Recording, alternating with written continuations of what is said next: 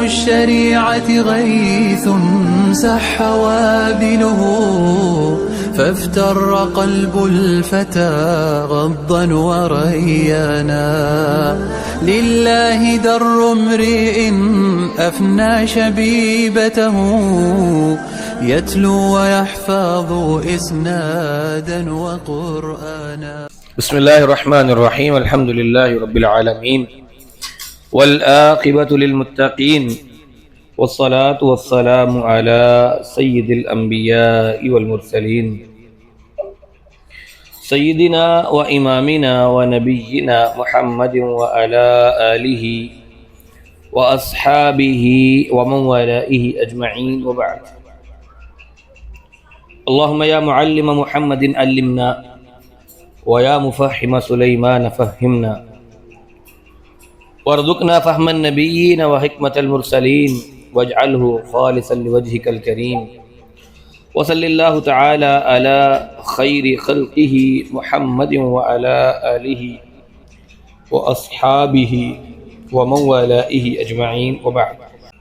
ہماری آج کی کلاس کا جو ٹاپک ہے، ہم نے پہلے اللہ وحدہ لا شریک کے آداب کو پڑھا، اس کے بعد ہم نے محمد رسول اللہ صلی اللہ علیہ وسلم کے آداب کو پڑھا. اب ان کے بعد جو تیسرا سب سے بڑے ادب والی چیز ہمارے ہاں پائی جاتی ہے، جس کا ادب کیا جانا چاہیے اور جس کا ادب بطور مسلمان ہم کرتے بھی ہیں، وہ ہے قرآن مجید فرقان حمید. یعنی آج ہماری کلاس کا ٹاپک ہے قرآن مجید فرقان حمید کا ادب. قرآن مجید فرقان حمید اللہ وحدہ لا شریک کا کلام ہے، اور یہ کلام کوئی معمولی کلام نہیں، بلکہ یہ وہ کلام ہے جس کلام کو اللہ وحدہ لا شریک نے خود کہا ہے ذالک الکتاب لا ریب فیہ ھدی للمتقین، کہ یہ وہ کلام ہے، یہ وہ کتاب ہے، یہ وہ دستور، یہ وہ آئین ہے کہ اللہ وحدہ لا شریک نے اس کتاب کو کیا کہا؟ ھدی للمتقین، کہ یہ کتاب مؤمنوں کے لیے، متقین کے لیے، اللہ کے بندوں کے لیے، اللہ سے ڈرنے والوں کے لیے کیا ہے؟ ہدایت نامہ ہے. یہ وہ کتاب ہے جو قیامت تک آنے والے ہر ایک شخص کے لیے ہدایت کا ذریعہ ہے. یہ وہ کتاب ہے جو اپنے پڑھنے والوں کے لیے قیامت کے دن صاحبان کی صورت میں آ جائے گی اور اللہ سے لڑ کے اس بندے کو جنت میں لے جائے گی. تو آداب اس کے کیوں پڑھنے ہیں؟ کیونکہ ادب کسی بھی چیز کی اہمیت کے لیے ضروری ہوتی ہے. ادب سے ہی پتہ لگتا ہے کہ وہ چیز کتنی اہمیت کی حامل ہے. جب تک ادب اور احترام نہیں ہوگا، کسی بھی چیز کو، کسی بھی ذات کو، کسی بھی شخصیت کو ہم اہمیت نہیں دے سکتے. ہمارے لیے ہمارے گھر کی بڑی اہمیت ہوتی ہے، ہم اپنے گھر کا بڑا خیال کرتے ہیں، لیکن جو ادب، احترام اور جو نظروں کا جھکاؤ ہمارا بیت اللہ کے لیے ہے، وہ اپنے گھر کے لیے نہیں ہے. ادب بتاتا ہے کہ وہ چیز کتنی اہمیت کی حامل ہے. لہذا آداب کو ملحوظ خاطر رکھنا ضروری ہے، کیونکہ ادب پہلا قرینہ ہے محبت کے قرینوں سے. جب تک ادب و احترام نہیں ہوگا، کسی چیز کو بھی وہ اہمیت، وہ حیثیت نہیں دی جا سکتی جو اس کی اصل حقیقت ہے.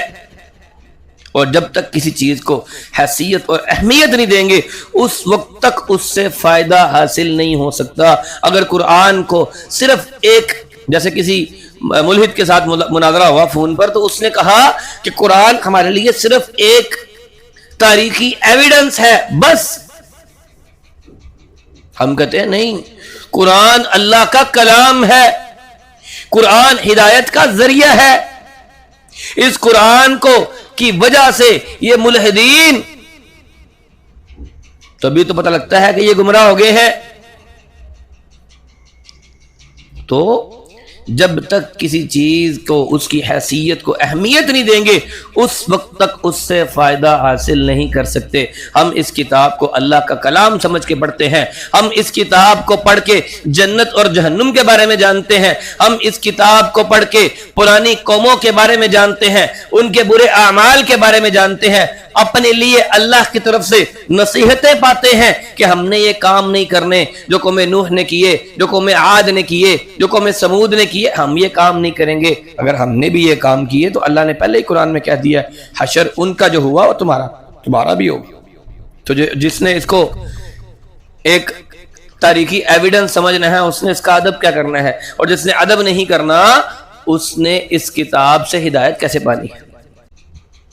اب ان آداب کا خیال رکھنا تو بڑا ضروری ہے۔ انتہائی مفید چیزوں میں سے جو انسان کی زندگیوں کے لیے مفید ترین ہے ان میں سے ایک چیز ہے قرآن حکیم، فرقان حمید، ایسی عظیم کتاب جو انسانوں کو صراط مستقیم کی طرف رہنمائی کرتی ہے۔ اللہ تعالیٰ ارشاد فرماتے ہیں ان ھذا القرآن یہدی للتی ہی اقوم ویبشر المؤمنین الذین یعملون الصالحات ان لهم اجرا کبیرا۔ سورۃ بنی اسرائیل کی آیت نمبر 9 ہے کہ بلا شبہ یہ قرآن سیدھے ترین راستے کی طرف رہنمائی کرتا ہے، اور مومنوں کے لیے خوشخبریاں ہیں اس میں۔ وہ مومن جو نیک اعمال کرتے ہیں، اور یہ خوشخبری دنیا اور آخرت دونوں جہانوں کے لیے ہے۔ لوگوں کا خیال ہے قرآن بس اللہ کا وہ کلام ہے، پڑھ لیں گے تو ثواب مل جائے گا۔ ہماری دنیا پھنسی پڑی ہے، مولویوں کو قرآن کی پڑی ہے۔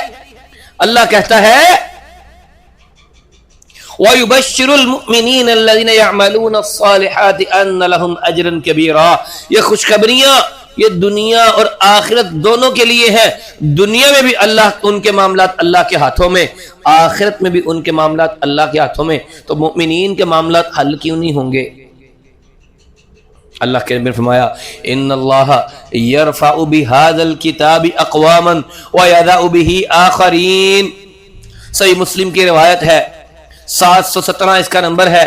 اللہ کے نبی صلی اللہ علیہ وسلم نے ارشاد فرمایا اس کتاب کے ذریعے بہت سی قوموں کو اللہ بلندی رفعت عطا کرے گا، اور بہت سی قوموں کو اللہ ذلیل و خوار کر دیتا ہے۔ جس نے اس کتاب کو اللہ کا کلام سمجھا اس کو اس کتاب سے ہدایت ملے گی، اللہ اس کو عرفہ کر دے گا، بلند کر دے گا، اللہ اس کی شانوں کو بڑھا دے گا۔ اور جس نے اس کتاب کو صرف تاریخی شواہد خیال کرنا ہے، جس نے اس کتاب کو صرف پرانے لوگوں کی قصے کہانیاں شمار کرنا ہے، تو اس کو اس کتاب سے کیا ملنا ہے سوائے گمراہیوں کے۔ شاعر کہتا ہے کہ وہ زمانے میں معزز تھے مسلمان ہو کر، اور ہم خوار ہوئے، بلکہ میں تو کہتا ہوں ہم ذلیل و خوار ہوئے تارک قرآن ہو کر۔ ذرا غور کریں کہ قرآن ترقی اور خوشحالی کی ضامن کتاب ہے، تو ایسی عظیم اور مبارک کتاب کے ادب کا لحاظ کرنا بھی اتنا ہی ضروری ہے جتنی ضروری یہ کتاب ہے۔ تو قرآن کے آداب میں سے پہلا ادب یہ ہے کہ قرآن مجید فرقان حمید کی تلاوت کی جائے، کیونکہ اس کی تلاوت کرنا انسانوں کے لیے بڑی مفید ہے۔ سورۃ صحیح مسلم کی روایت ہے، 804 اس کا نمبر ہے، اقرأوا القرآن فإنہ یأتی یوم القیامت شفیعا لأصحابہ۔ تم قرآن کو پڑھا کرو کیونکہ وہ اپنے پڑھنے والوں کے لیے سفارشی بن کر قیامت کے دن آئے گا۔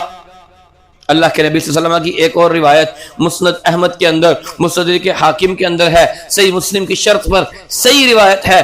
اللہ کے نبی نے فرمایا الصیام والقرآن یشفعان للعبد یوم القیامت یقول الصیام ای ربی منعته الطعام والشہوات بالنہار فیشفعنی فیہ، ویقول القرآن منعته النوم باللیل فیشفنی فی، قال فیشفعان۔ روزہ اور قرآن بندے کے حق میں قیامت کے دن سفارش کریں گے۔ کیا سفارش کریں گے؟ روزہ کہے گا اللہ میں نے اس کو دن کے وقت کھانے پینے سے اور شہوات سے روک کے رکھا، اللہ تو اس کے حق میں میری سفارش کو قبول فرما۔ قرآن کہے گا اللہ میں نے اسے رات کو نیند سے روکے رکھا، اس کے حق میں میری سفارش قبول فرما، چنانچہ دونوں کی سفارش کو قبول کر لیا جائے گا۔ اب قرآن نے رات کو کیسے جگایا کہ قرآن پڑھنے والا رات کو قیام کرتا ہے، قیام میں قرآن کی تلاوت کرتا ہے، جاگتا رہتا ہے، اللہ کو یہ عمل اتنا پسند آئے گا، اتنا پسند آئے گا کہ اللہ قرآن کی اور روزے کی سفارش کو مان کر بندے کو جنت میں لے جائے گا، جنت میں بھیج دے گا۔ دونوں روایت سے معلوم کیا ہوتا ہے کہ قرآن قیامت کے دن اپنے پڑھنے والوں کی سفارش کرے گا، یا جن کو لوگ سفارشی مان کے بیٹھے ہیں نا، فلاں بابا آ جائے گا اور فلاں بابا آ جائے گا اور فلاں بابا آ جائے گا، تو کسی بابے نے نہیں آنا۔ قیامت کے دن اللہ نے جن کو دینی ہے نا اجازت، وہ آپ کے سامنے ہے احادیث کی صورت میں، ورنہ کسی کی جرت نہیں ہے وہاں پر کہ اللہ کے اذن، اللہ کے حکم، اللہ کی مرضی، اللہ کی چاہت کے بغیر وہاں کسی کو کوئی دم مار لے، کوئی پر مار لے، کلام کرنا تو بڑی دور کی بات ہے۔ اب قرآن مجید پڑھنے کا دوسرا ادب کیوں؟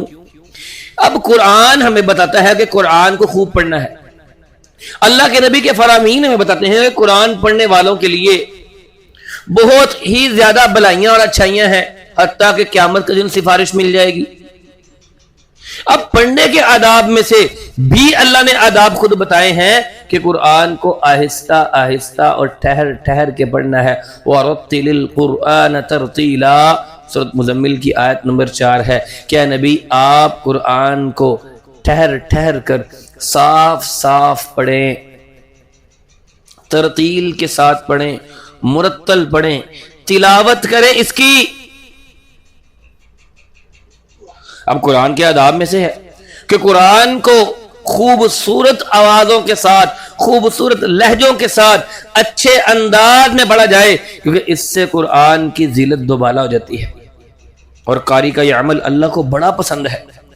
اللہ کے نبی صلی اللہ علیہ وسلم کی حدیث ہے، صحیح مسلم میں حدیث نمبر 8792 ہے، ما اذن اللہ لشیء ما اذن لنبی حسن الصوت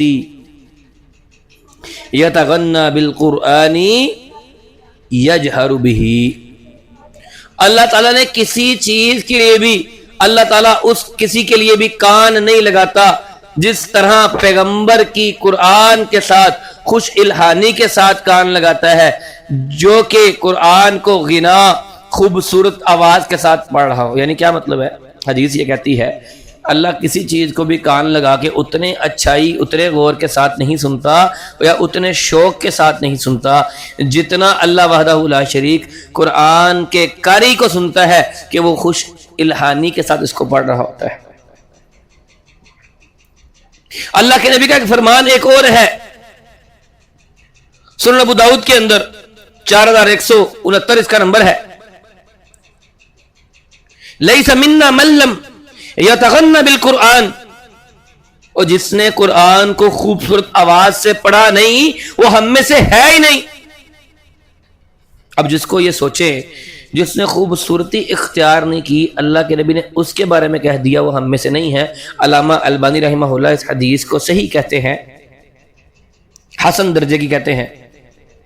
تو جو شخص قرآن پڑھتا ہی نہیں ہے وہ کن میں سے ہے؟ پھر کیا سمجھ آتی ہے کہ قرآن کے آداب میں سے ہے کہ قرآن کو خوبصورت انداز میں پڑھنا، خوبصورت آواز میں پڑھنا، مرتل پڑھنا، تجوید کے ساتھ پڑھنا، یہ انسان کے لیے ضروری ہے۔ اس سے قرآن پڑھنے کی اہمیت اور فضیلت واضح ہوتی ہے، لہذا قرآن کو عربوں کے لہجے کے مطابق خوبصورت آواز میں آہستہ آہستہ اچھی تجوید کے ساتھ، اچھی قرأت کے ساتھ، اچھے انداز کے ساتھ غنا، جیسے لوگ کوئی گانا گاتے ہیں نا، گانے کو چھوڑیں آج کل تو ہمارے پاکستان میں نعت خواں بھی میں کہتا ہوں اس ٹاپ کلاس کے ہیں کہ آپ نعت سنیں تو گانے والوں کو تو بھول ہی جائیں کہ گانے والا کا کیا گانا خوبصورت ہوگا، کہ جس انداز میں ڈھولکی کی تھاپ پر ناچتے ناچتے وہ نعت پڑھتے ہیں نا، نام نہاد نعت، جس کا تعلق نعت کے ساتھ بالکل نہیں ہے. حالانکہ نعت کی تعریف وہ خود کرتے ہیں کہ وہ چیز، وہ اشعار جس میں اللہ کے نبی صلی اللہ علیہ وسلم کی تعریف کی گئی ہو وہ نعت ہے. اور جو وہ پڑھ رہے ہوتے ہیں یہ دک دک دک دک دک دک اور جھم جھم جھم جھم جھم جھم. اب اس میں اللہ کے نبی کی تعریف کہاں پر ہے؟ ہمیں تو نظر نہیں آتی، کسی کو نظر آئے تو مجھے بھی بتا دے. قرآن کے آداب میں سے ہے کہ خوبصورت پڑھنے کے بعد صرف خوبصورتی پر نہیں رہنا.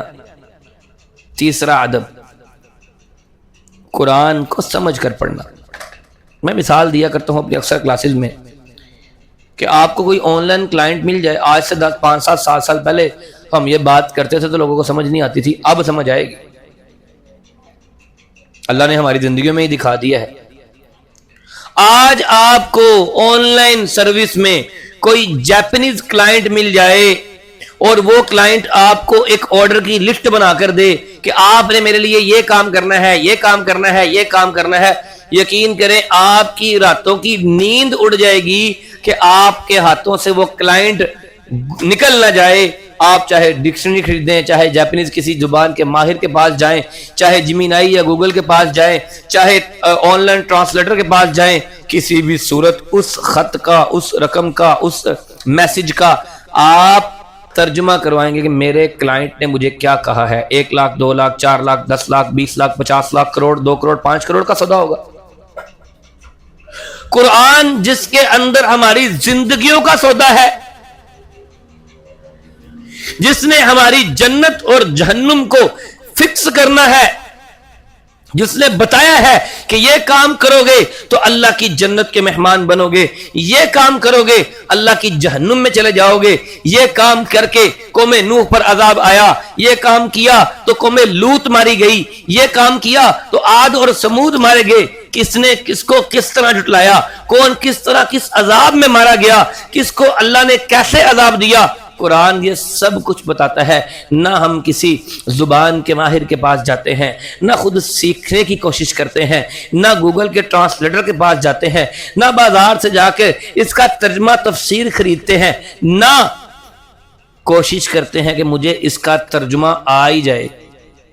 بالکل نہیں. 2-4 لاکھ کے لیے ہم مرنے والے ہو جائیں اور قرآن جس کے سر پر ہماری پوری اگلی زندگی ہے، پوری اگلی زندگی، اس کی ہمارے لیے اہمیت کوئی بھی نہیں ہے. ذرا سوچ کر دیکھیں کہ آج ہم کہاں پر کھڑے ہیں. اللہ کے نبی صلی اللہ علیہ وسلم نے قرآن کے بارے میں یہ بتایا ہے، خیرکم من تعلم القرآن وعلمہ. تم میں سے بہترین لوگ وہ لوگ ہیں جو خود قرآن سیکھتے ہیں، دوسروں کو سکھاتے ہیں.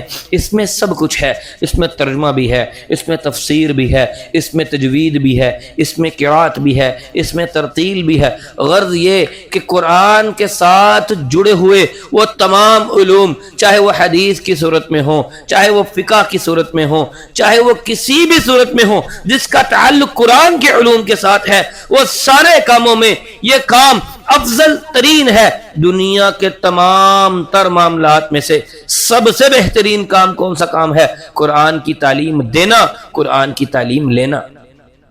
اب جس کو خود قرآن کا پتہ نہیں ہوگا، جس کو یہ پتہ نہیں اللہ نے اس کتاب میں کہا کیا ہے، جس کو یہ پتہ نہیں کہ اللہ وحدہ لا شریک نے اس کتاب میں مجھے کہا کیا ہے، اس کتاب میں میرے لیے ہے کیا، میں جنت میں جاؤں گا تو کیسے اور کیوں کر، میں جنت میں نہیں جاؤں گا تو وجہ. اس کتاب کو ہم نے بہترین جزدان کے اندر لپیٹ کر ریشمی اور مخملی اوپر گوٹے موتی تارے لگا کر بچوں کی پہنچ سے دور رکھ دیا ہے کہ کہیں میرے بچوں کے ہاتھ میں یہ قرآن نہ آ جائے. حالانکہ چاہیے تو یہ تھا کہ بچے آنکھ کھولتے، قرآن ماں باپ کے ہاتھوں میں ہوتا، ماں تلاوت کرتی تو باپ سنتا، باپ تلاوت کرتا تو ماں سنتی.